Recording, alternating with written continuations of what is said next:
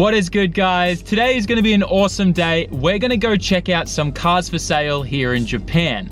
Now, there's this car yard that I've been dying to go look at for the last year, but every time I drove past it, I never had time to pull over, or they were closed. So it's finally time. Let's go there and look at some of the cars that you would typically find for sale here in Japan at car yards and things like that. Anyways, let's get to it. Before we go anywhere, I'm gonna down one of these super JDM nostalgic candies. Just quickly, this is the very same brand of candy, the tin can brand that you see in the movie by Studio Ghibli, Grave of the Fireflies. And it's just pretty much like a hard rock candy, kind of, you know, it's just like a fruit drop type of thing. And if you've ever seen Grave of the Fireflies, you'll probably end up drowning in a pool of your own tears. It's a sad story, and yeah, I don't really know what else to say about that, but the candy's really good. So there we go, it's just like hard rock candy. It took me a while to get that out with one hand, but that's that. We're still on our way there, but I just came across this is a super rare 300ZX there with an RB20 in it. Need to go back and look at that and see if the owner wants to sell it, because I would love to buy that and just put it in storage for a later day.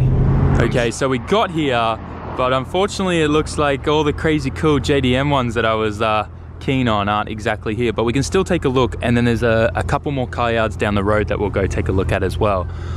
But this thing's cool. At first, went from a distance, I was like, what is this? Like a little mini or something? But obviously it's got the big Nissan badge on there. It's pretty baller. I want one. It looks super retro. What? Bolero March? So it's pretty much a micro then, but it's designed kind of like a mini. That's pretty cool. I wouldn't mind one of those. And then a few other K cars and stuff like that here. This is what I'm more interested in.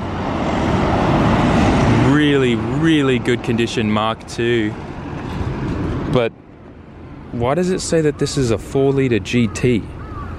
Huh? Did someone swap a V8 into this? It's auto.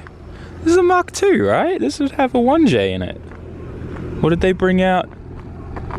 What?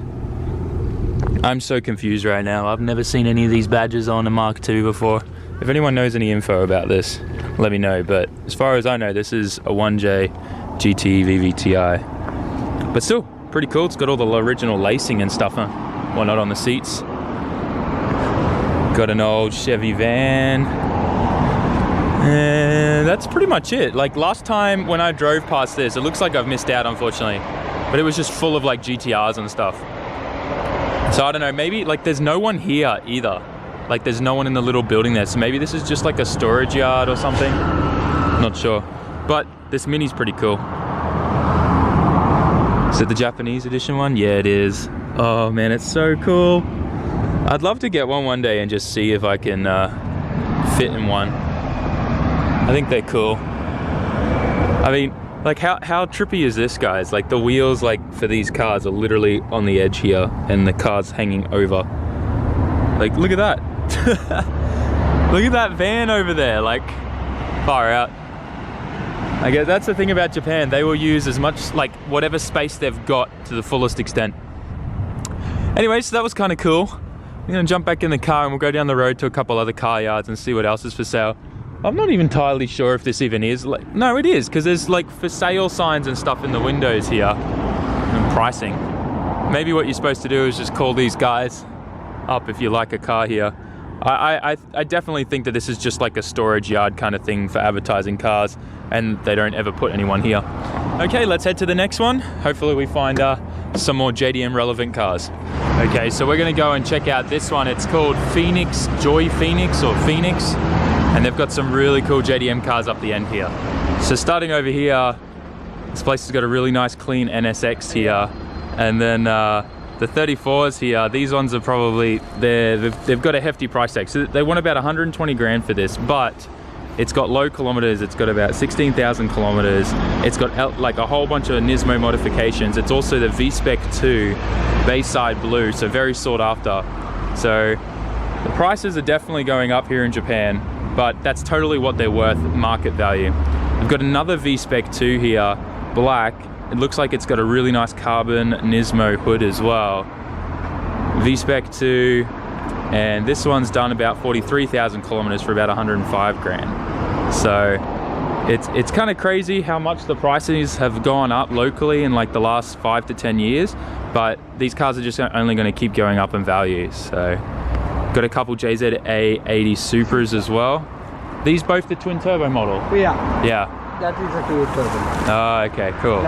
So we'll go just try and make sure we don't accidentally brush up against any of these cars. So wow, so this is about 30 grand, and we're just trying to see the kilometers on it. It's done about 120,000 kilometers. It's got a bunch of modifications like TN suspension, blitz boost controller and things like that. It's a very low mileage. But overall, 1.6. it's really cool seeing these two Supras next to these two 34s and an NSX. Let's see what else they've got around here. And over here they've got a really nice 33 GTR, chasing about 50 grand, and it's done about 52,000 kilometers. Got a bunch of nice modifications there. And the interior, this is probably some of the cleanest interior I've ever seen for a 33 GTR. It's really nice. You generally don't get that red stitching, like the 33s generally, that's like the first thing that fades out and goes kind of dark, and you can't see it as well, but this is really cleaned out nice, and it looks immaculate, absolutely immaculate. Those red stitching seats, oh man, nothing like a nice clean white GTR. I love them. And then next to them they've got a 32. This one's done about 77,000 kilometers. They're chasing about 41 grand for it, 42 grand roughly. And the interior on this, once again, it seems like all the cars here, one thing they have in common is the interior is really immaculate. No issues with the dash, there's no bubbling, which is a common issue in the 32 GTR. Everything is just spot on. Actually, I'm really impressed at how much the interior is really nice in these cars. That's super rare, especially in the 32 at this age. Anyways, another NSX. So I just hit the jackpot up the back here.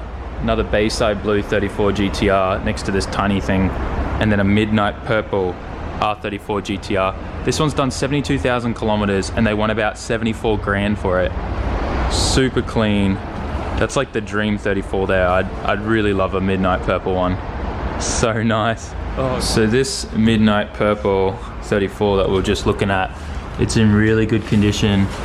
It's hard to see with the lighting reflecting there. I need an ND filter. I think I have one built in, but it's in really good condition. It's done about 72,000 kilometers. It's the base model one as well, so it's kind of like the perfect one that I would be looking for. It's really clean, and yeah, I don't know. It's really tempting. It's got the original wheels on there as well. Obviously, the Brembo brake kit. I'm just in love with the 34 Midnight Purple from the different angles. Like, look how good that looks. So good. These guys were really, really nice, and they had someone that was in charge of their international exporting right there. So he was able to speak English to me and show me like those GTRs up in the back room that we got to look at, especially that Midnight Purple one. So really great dealer, and apparently they've got 21 locations all across Japan. So if you're looking for somewhere to go, just search Phoenix Joy for car yards to check out anything while you're here in Japan and just look at some cool JDM cars.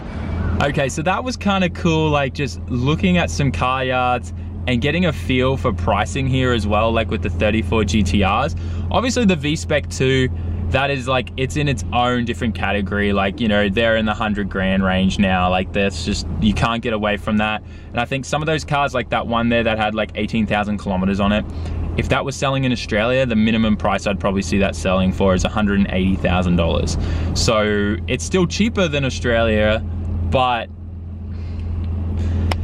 yeah, I don't know. I just feel like the more and more I look at these cars that I've always dreamed of owning, the more and more I kind of realize I just don't want to spend that kind of money on it.